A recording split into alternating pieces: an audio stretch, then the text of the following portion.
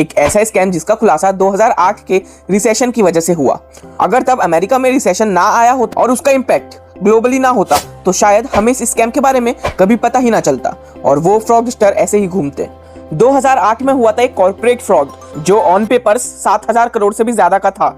1987 में शुरू हुई कंपनी सत्यम कंप्यूटर्स के एक्स चेयरमैन बायर राजू रामलिंगा राजू ने ये स्कैम किया था। एक्चुअली उनकी कंपनी को 300% का प्रॉफिट हुआ था, तो उन्होंने सोचा क्यों ना जल्दी अमीर बना जाए, तो उन्होंने अपनी ही कंपनी में फ्रॉड करना स्टार्ट कर दिया। सत्यम कंपनी के अकाउंट्स में सालों तक वो प्रॉफिट दिखाया गया जो कभी वहां था ही नहीं, और ये भी दिखाया गया कि हमारे बैंक्स में बहुत पैसा है, बट वो पैसा वहां कभी था ही नहीं, जिससे उनकी कंपनी के शेयर प्राइसेस ऑटोमेटिकली बढ़ने लगे। और फिर राजू और उनके दोस्तों ने अपने शेयर्स बेच दिए और उन्हें काफी अच्छा प्रॉफिट हुआ और कंपनी के अकाउंट्स में ये शो हो रहा था कि 20 करोड़ की सैलरी हर महीने एम्प्लॉइज को पे होती है, पर असल में जिन एम्प्लॉइज के लिए वो 20 करोड़ होते थे वो एग्जिस्ट ही नहीं करते थे।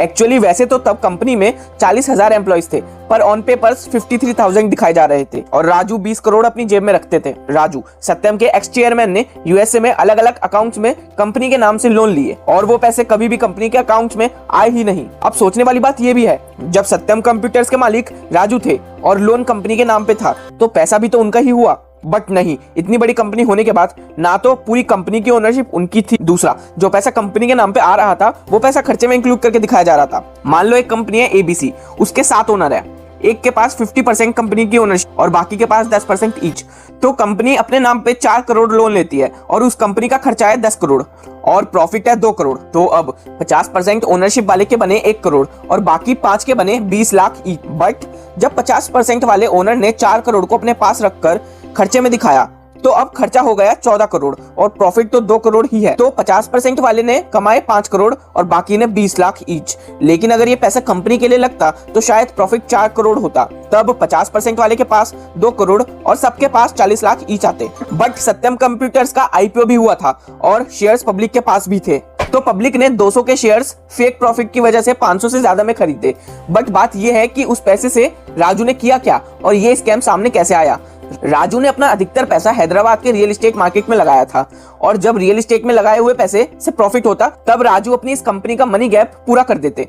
बट 2008 के रिसेशन की वजह से रियल एस्टेट के प्राइस बिल्कुल कम हो गए, जिस वजह से राजू को 2009 में आकर खुद कहना पड़ा कि हमने कंपनी के अकाउंट्स में झोल करके प्रॉफिट दिखाया है। 7 जनवरी 2009 को जब उन्होंने इतनी बड़ी बात बोली तो अगले 2 दिन बाद उन्हें जेल में डाल दिया गया और फेब 2009 में ये केस सीबीआई को दिया गया। थोड़े समय बाद राजू को बेल मिल गई, बट 10 अप्रैल 2015 को उन्हें जेल में डाल दिया गया और शेयर का प्राइस जो 500 से ज्यादा था उसका प्राइस 13 रुपए। सत्यम कंप्यूटर 2008 में इंडिया की 4th लार्जेस्ट आईटी कंपनी थी और उसकी वैल्यूएशन $2 बिलियन से ज्यादा हो गई थी, बट एकदम से वैल्यूएशन नीचे आ गई। उसके बाद महिंद्रा एंड महिंद्रा ने 31% कंपनी ओनरशिप लेके 2013 में इसको महिंद्रा सत्यम के नाम से बना दिया।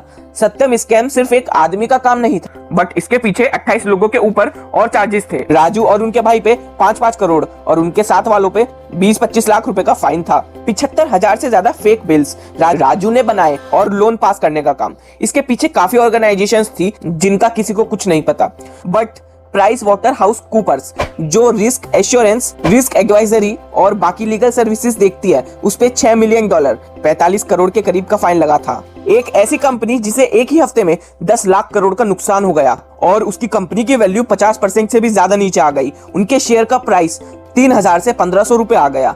वो कौन सी कंपनी है जानने के लिए कमेंट सेक्शन में पिंक्ड वीडियो जरूर देखें। वीडियो पसंद आई है तो वीडियो को लाइक कर दें और चैनल को सब्सक्राइब भी कर दें।